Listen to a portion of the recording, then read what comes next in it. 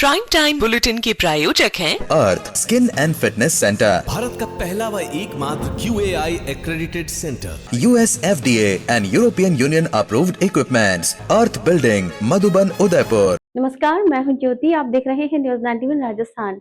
Prime time bulletin में आपका स्वागत है। प्रदेश और संभाग की ताजा तरीन खबरों के लिए हमारा चैनल सब्सक्राइब करें और बेल आइकन जरूर दबाएं।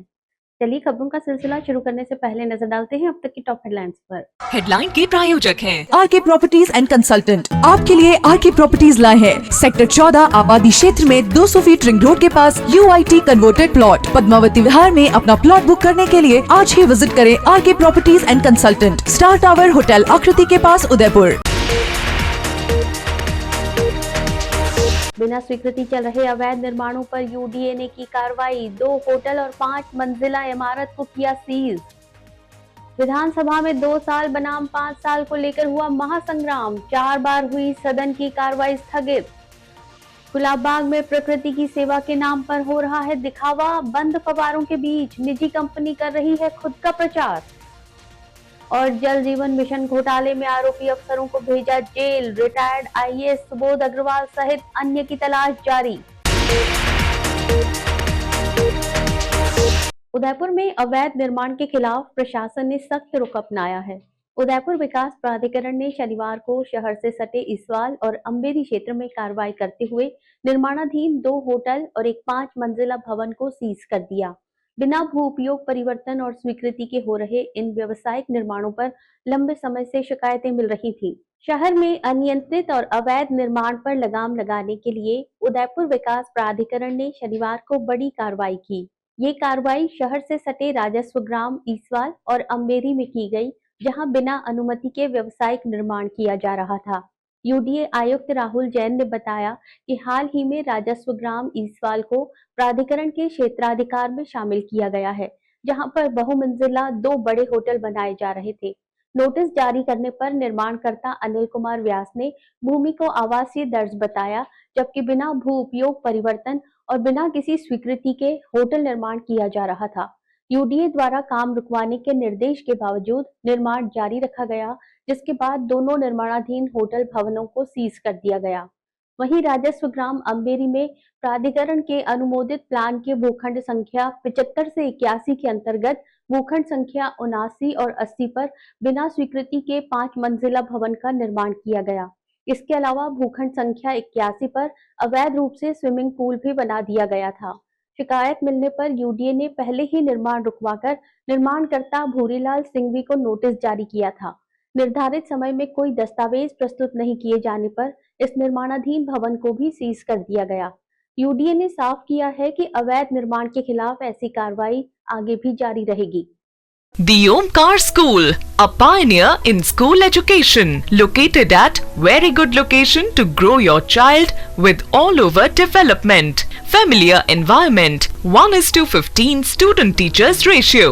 We organize fancy dress, Christmas, Deepavali and sports day. Equipped good transportation facility. Admission open. The Omkar School, 116 Pratap जी की बाड़ी, अंबा माता स्कीम, उदयपुर। राजस्थान विधानसभा में सरकार के कामकाज के प्रतिवेदन पर बहस को लेकर जबरदस्त हंगामा हुआ। विवाद उस समय शुरू हुआ जब संसदीय कार्य मंत्री जोगाराम पटेल ने 2 साल बनाम 5 साल की जगह सिर्फ 2 साल का प्रतिवेदन सदन में रखा। विपक्ष ने इसे मुख्यमंत्री की घोषणा का अपमान बताते हुए सदन की कार्रवाई ठप्प कर दी। हंगामे और नारेबाजी के बीच स्पीकर को 4 बार सदन की कार्रवाई स्थगित करनी पड़ी। राजस्थान विधानसभा में शनिवार का दिन हंगामे और आरोप प्रत्यारोप के नाम रहा। सदन की कार्रवाई शुरू होते ही संसदीय कार्य मंत्री जोगाराम पटेल ने सरकार के 2 साल के कामकाज पर बहस का प्रस्ताव रखा। इस पर नेता प्रतिपक्ष टीकाराम जूली और कांग्रेस प्रदेशाध्यक्ष गोविंद सिंह डोटासरा ने कड़ी आपत्ति जताई। डोटासरा ने मुख्यमंत्री के 5 फरवरी के बयान का हवाला देते हुए कहा कि मुख्यमंत्री ने खुद 2 साल बनाम 5 साल पर बहस की बात कही थी, लेकिन अब सरकार अपने ही मुखिया की बात की वैल्यू नहीं रख रही। इसे लेकर पटेल और डोटासरा के बीच तीखी नोकझोंक हुई, जिसके बाद कांग्रेसी विधायक वेल में आकर नारेबाजी करने लगे। हंगामे के बीच सदन की कार्रवाई को 3 बार स्थगित किया गया।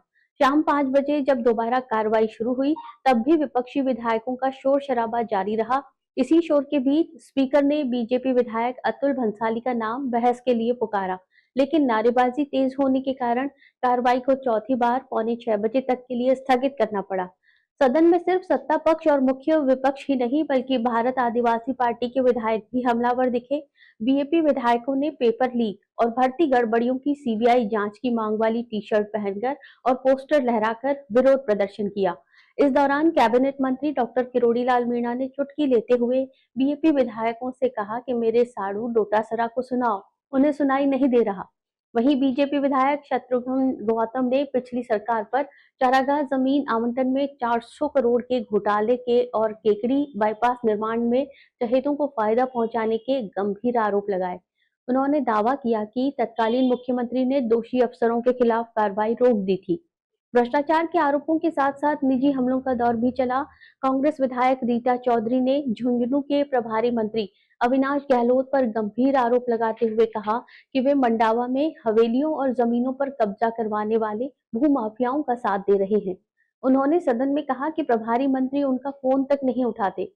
कुल मिलाकर राजस्व अनुदान मांगों और प्रतिवेदन पर बहस के दौरान सदन पूरी तरह से अखाड़ा बना रहा और जनता के मुद्दों से ज्यादा राजनीतिक खींचतान हावी रही। करता हूं, ये मुख्यमंत्री है। अगर मुख्यमंत्री की बेइज्जती करवा रहे हो, बैठ जाओ, मुख्यमंत्री की बेइज्जती करा रहे हो, क्या प्रगति प्रतिवेदन हर विभाग का प्रगति प्रतिवेदन होता है? आपकी वजह से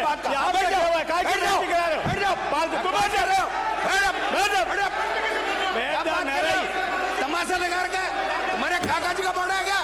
क्या बात कर रहे हो? बकवास करते हो, मजाक बढ़िया क्या है? क्या बात है? किस बात की बहस? ये भी बहस करना क्या है? आपके सुन लो मेरी बात, आपके मुख्यमंत्री का स्वीकार है। ब्राजो, दोनों मान्य ब्राजो, अपनी सीट पे जाओ, अपनी सीट पे जाओ। और चर्चा चल रही है। अरे जब चर्चा चल रही है तो मैदान में आ रहा हो, जब चर्चा चल रही है अपनी सीट पे जाओ। आपके बोलने की क्या नहीं, अपनी सीट पे जाओ। Amar Ashish hospital and test tube baby centre Udaipur, जहां आधुनिक तकनीक से मिलता है निसंतान दंपतियों को संतान सुख। तो आज ही डायल करें अपनी खुशियों का नंबर 0294-242-9044। उदयपुर के ऐतिहासिक गुलाब बाग से एक ऐसी तस्वीर सामने आई है जो नगर निगम और निजी संस्थाओं के दावों पर सवालिया निशान लगाती है। गांधी मूर्ति के पास बने पार्क के रखरखाव की जिम्मेदारी एसआरजी फाउंडेशन ने ली थी, लेकिन दिखावे के इन दावों के बीच यहाँ लगे खूबसूरत फव्वारे पिछले कई महीनों से बंद पड़े हैं, जिससे यहाँ आने वाले पर्यटकों के हाथ सिर्फ मायूसी लग रही है। तस्वीरों में दिख रहा ये नजारा उदयपुर के प्रसिद्ध गुलाब बाग का है। झीलों की नगरी में पर्यटन को बढ़ावा देने के लिए नगर निगम ने गांधी मूर्ति के पास इस पार्क को संवारा था और इसके संचालन और मरम्मत का जिम्मा निजी संस्था एसआरजी फाउंडेशन को सौंपा था।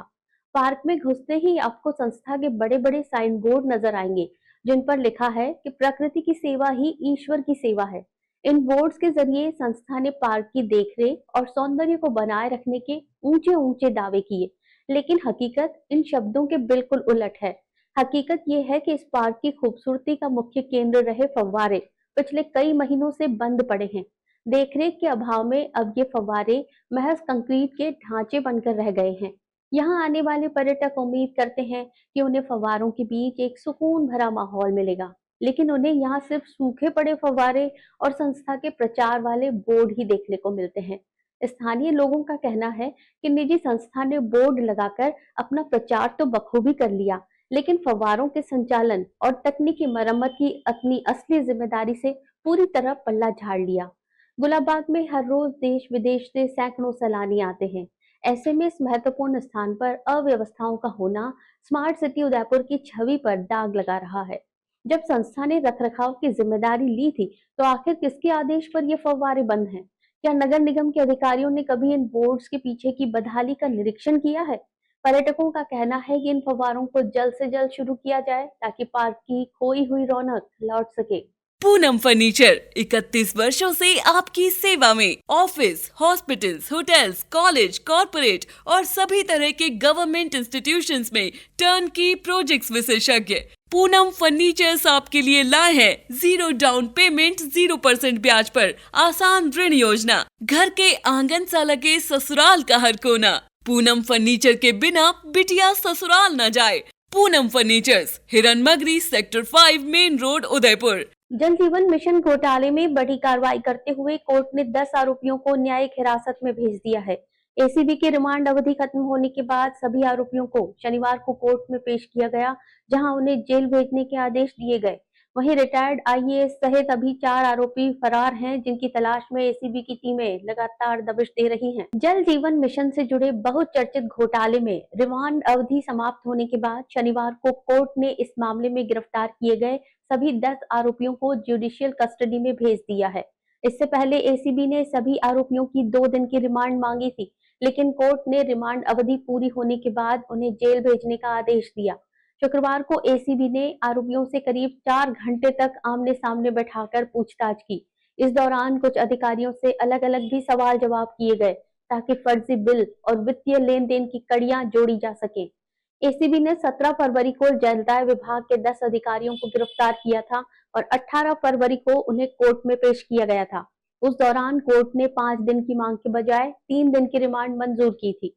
रिमांड पूरी होने पर शनिवार को सभी आरोपियों को एक बार फिर कोर्ट लाया गया।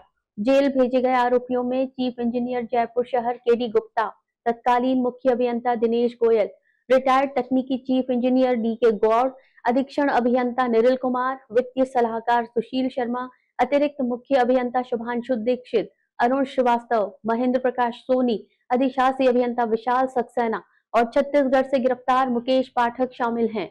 वहीं रिटायर्ड आईएएस अधिकारी सुबोध अग्रवाल, अधीक्षण अभियंता जितेंद्र शर्मा और तत्कालीन एससी मुकेश गोयल सहित 4 आरोपी अब भी फरार हैं। इनके विदेश भागने की आशंका को देखते हुए एसीबी ने सभी के खिलाफ लुकआउट नोटिस जारी करवाया है। जांच के दौरान जयपुर, बाड़मेर, जालोर, सीकर, बिहार, झारखंड और दिल्ली समेत 15 स्थानों पर छापेमारी की गई, जहां फर्जी बिल, वित्तीय गड़बड़ियों और टेंडर प्रक्रिया में अनियमितताओं के अहम साक्ष्य मिलने की बात सामने आई है।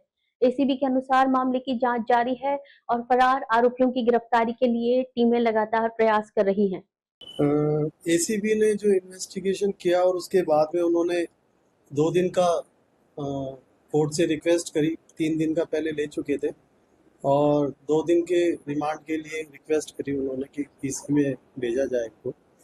तो हमारे द्वारा विरोध किया कि भाई सारे डॉक्यूमेंट पहले से ही ऑलरेडी हैं और ऐसी परिस्थितियों में जब इनके पास कोई सूचना हो कोई 27 की और किसी तरह की और कोई पूछताछ हो, कोई स्पेसिफिक पूछताछ हो, तो वो ये बताएं। तो उसके लिए फिर कोर्ट ने जो अनुसंधान अधिकारी है उनसे कहा भी कि भाई 27 की कोई सूचनाएं हैं आपके पास, तो उन्होंने इसके लिए मना किया कि नहीं है। तो फिर कोर्ट ने पूरी सुनवाई करके और काफ़ी बहस और भी बचाव पक्ष के वकीलों की सुन करके और फिर आदेश दिया और उन्होंने उनका रिजेक्ट किया पीसी रिमांड को और जुडिशियल कस्टडी के लिए 5 मार्च तक के लिए उनको भेजा। झीलों की नगरी उदयपुर में स्मार्ट सिटी प्रोजेक्ट के तहत करोड़ों रुपए खर्च किए जा रहे हैं, लेकिन शहर के मुख्य प्रवेश द्वार सूरजपोल की स्थिति कुछ और ही कहानी बयां कर रही है। ऐतिहासिक दरवाजा इन दिनों प्रशासनिक अनदेखी के कारण बदहाली का शिकार है। ताज्जुब की बात यह है कि स्मार्ट सिटी का हिस्सा होने के बावजूद यहाँ की सजावटी लाइटें लंबे समय से बंद पड़ी हैं, जिसकी वजह से यहाँ से गुजरने वाले हजारों पर्यटक शहर की एक नकारात्मक छवि अपने साथ लेकर जा रहे हैं। उदयपुर का सूरजपोल इलाका, जिसे शहर का प्रवेश द्वार और व्यापारिक केंद्र माना जाता है, आज अपनी पहचान खोने की कगार पर है। स्मार्ट सिटी मिशन के तहत इस ऐतिहासिक दरवाजे को संवारने के बड़े बड़े दावे किए गए थे, लेकिन हकीकत दावे से कोसों दूर है। सूरजपोल गेट, जहां से हर दिन हजारों स्थानीय लोग और सैकड़ों विदेशी पर्यटक गुजरते हैं, वहां रखरखाव के अभाव में अव्यवस्थाओं का अंबार लगा है। सबसे बड़ी समस्या यहाँ लगी लाइटिंग की है, जो इस प्राचीन विरासत को रात के समय भव्य रूप देने के लिए लगाई गई थी, मगर अब वे महज शोपीस बनकर रह गई हैं। स्थानीय निवासियों और व्यापारियों का कहना है कि रात के समय यहाँ का नजारा और भी खराब हो जाता है। सूरजपोल दरवाजे की खूबसूरती बढ़ाने वाली लाइटें हफ्तों से बंद हैं, जिसके चलते पूरा इलाका अंधेरे में डूबा रहता है। उदयपुर आने वाले पर्यटक जब इस ऐतिहासिक स्थल को देखते हैं तो उन्हें यहाँ रोशनी के बजाय अंधेरा और उपेक्षा नजर आती है। ये स्थिति न केवल शहर की पर्यटन छवि को धूमिल कर रही है, बल्कि स्मार्ट सिटी प्रोजेक्ट की कार्यप्रणाली पर भी गंभीर सवाल खड़े कर रही है। पर्यटकों का कहना है कि वे यहाँ की यादें संजोने आते हैं, लेकिन अंधेरे के कारण वे इस ऐतिहासिक धरोहर को निहार तक नहीं पाते। मामले में अब नगर निगम और स्मार्ट सिटी के अधिकारियों की भूमिका पर उंगलियां उठ रही हैं। जागरूक नागरिकों ने मांग की है कि संबंधित विभाग जल्द से जल्द सक्रिय हो और बंद पड़ी लाइटों को सुचारू रूप से चालू करवाएं। यदि समय रहते कार्रवाई की गई तो सूरजपुर दरवाजे की खोई हुई चमक फिर से लौट सकती है और इसे फिर से चार चांद लग सकते हैं। अब देखना ये होगा कि पर्यटन सीजन के बीच प्रशासन कब नींद से जागता है और इस ऐतिहासिक गेट की गरिमा को कब बहाल करता है। डूंगरपुर जिले में लगातार बढ़ती सड़क दुर्घटनाओं पर लगाम लगाने के लिए जिला पुलिस ने सख्ती बढ़ा दी है। सुरक्षित सवारी अभियान के तहत ओवरलोडिंग वाहनों के खिलाफ जिले भर में कार्रवाई की गई है। इस अभियान में निर्धारित मानकों से अधिक सवारियां ढोने वाले वाहनों पर केस दर्ज किए गए, साथ ही चालान भी काटे गए।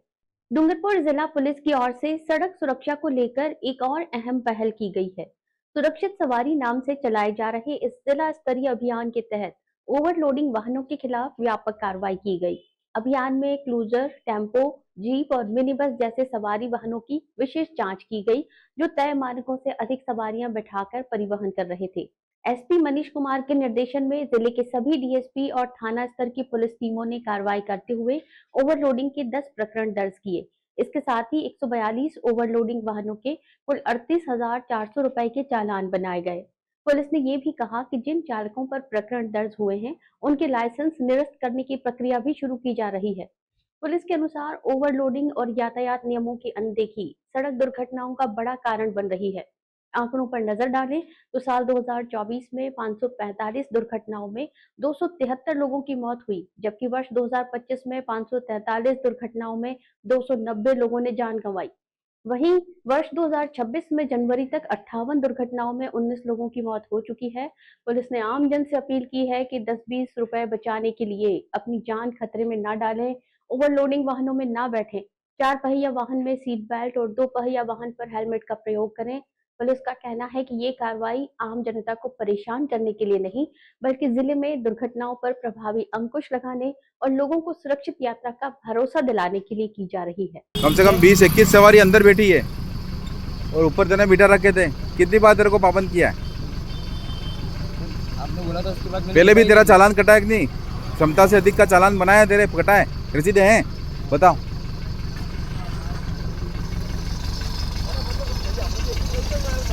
पहले भी रसीदें बना रखी है इसके। कब की है ये? इससे पहले की दूसरी भी है, पहले भी कटा है तेरा? है? हाँ, क्षमता से अधिक का बनाया ना? आपको बोला था इसके बाद मैंने सवारी बिठाई नहीं है सर। अभी ये देखते। अरे आप लोग ऊपर क्यों बैठते हो भाई? ऊपर बिठाता है ये। हाँ? उदयपुर जिले में लोकतंत्र की सबसे अहम तैयारी पूरी हो गई है। भारत निर्वाचन आयोग के विशेष गहन पुनरीक्षण कार्यक्रम 2026 के तहत जिले की अंतिम मतदाता सूची जारी कर दी गई है। शनिवार को प्रकाशित इस सूची में मतदाताओं की संख्या 18 लाख के पार पहुंच गई है। इस दौरान हजारों नए मतदाता जुड़े हैं। वहीं मृतक और अनुपस्थित नामों को हटाकर सूची को अपडेट कर दिया है। भारत निर्वाचन आयोग द्वारा घोषित विशेष गहन पुनरीक्षण कार्यक्रम 2026 के तहत उदयपुर जिले की अंतिम मतदाता सूची मंगलवार को प्रकाशित कर दी गई। 1 जनवरी के आधार पर तैयार इस सूची से जिले की चुनावी तस्वीर पहले से अधिक साफ हुई है। जिला निर्वाचन अधिकारी की अध्यक्षता में जारी अंतिम प्रकाशन के अनुसार उदयपुर जिले में अब कुल 18,04,151 मतदाता दर्ज हैं। इनमें 9,29,962 पुरुष, 8,74,172 महिलाएं और 17 ट्रांसजेंडर मतदाता शामिल हैं। 16 दिसंबर के समय जिले में 17,66,592 मतदाता थे, जिनके मुकाबले ये करीब 37,559 मतदाताओं की वृद्धि हुई है। पुनरीक्षण के दौरान जिले भर में 41,295 नए मतदाताओं के नाम जोड़े गए। इनमें 19,844 पुरुष और 21,451 महिला मतदाता शामिल हैं। सबसे अधिक नए पंजीकरण झाड़ोद और उदयपुर ग्रामीण विधानसभा क्षेत्रों में दर्ज किए गए, जिससे ये साफ है कि ग्रामीण और आदिवासी क्षेत्रों में मतदाता जागरूकता अभियान असरदार रहा। वहीं हाउस टू हाउस सर्वे के दौरान अनुपस्थित, स्थानांतरित और मृत श्रेणी के 3,736 नाम सूची से हटाए गए। इनमें 410 मृतक और 2,046 स्थायी रूप से अनुपस्थित या स्थानांतरित मतदाता शामिल हैं। जिला कलेक्टर नमित मेहता ने बताया कि जिले में 2,258 मतदान केंद्र बनाए गए हैं और आयोग की गाइडलाइंस के अनुसार आगे भी निरंतर अपडेट की प्रक्रिया जारी रहेगी। अंतिम प्रकाशन के दिन सभी मान्यता प्राप्त राजनीतिक दलों के साथ बैठक हुई, जिसमें पूरी प्रक्रिया पर संतोष जताया गया और किसी भी तरह की आपत्ति सामने नहीं आई। इस लगभग 2 महीने की अवधि में 41,295 नए मतदाताओं के नाम जोड़े गए हैं और 3,736 केवल जो नाम है वो अलग अलग कारणों से डेथ, एब्सेंट, ऑलरेडी एनरोल्ड, इन कारणों से 3,700 नाम हटाए गए हैं। तो टोटल जो हमारा आज का फाइनल पब्लिकेशन में जो संख्या है वो 18,04,151 है। टोटल जो मतदान केंद्र है जिले में वो 2,258 है।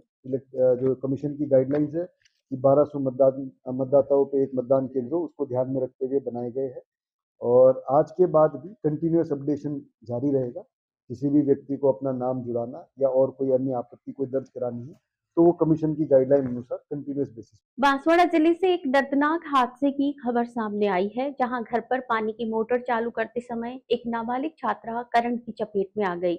हादसा भूंगड़ा थाना क्षेत्र के सुनपुर गांव का है। करंट लगते ही छात्रा बेसुध होकर गिर पड़ी, जिसके बाद परिजन उसे तुरंत जिला अस्पताल लेकर पहुंचे, जहां उसका इलाज जारी है। बांसवाड़ा जिले के भूंगड़ा थाना क्षेत्र के सुनपुर गांव में 9वीं कक्षा में पढ़ने वाली छात्रा इतरी घर पर नहाने के लिए पानी भरने की तैयारी कर रही थी। इसी दौरान जैसे ही उसने पानी की मोटर चालू की, अचानक तेज करंट की चपेट में आ गई। करंट लगते ही छात्रा मौके पर ही बेसुध होकर गिर पड़ी। घटना के बाद घर में अफरा तफरी मच गई। परिजन घबराए हुए हालत में छात्रा को तुरंत जिला अस्पताल लेकर पहुंचे। अस्पताल में चिकित्सकों ने प्राथमिक उपचार के बाद छात्रा को बर्न वार्ड में भर्ती कर लिया। डॉक्टरों के अनुसार छात्रा की स्थिति पर लगातार निगरानी रखी जा रही है और आवश्यक उपचार जारी है। शुरुआती जांच और परिजनों की बातचीत में ये बात सामने आई कि बिजली के तार में लीकेज या मोटर के अर्थिंग की वजह से करंट प्रवाहित हो रहा था, जिसकी चपेट में छात्रा आ गई।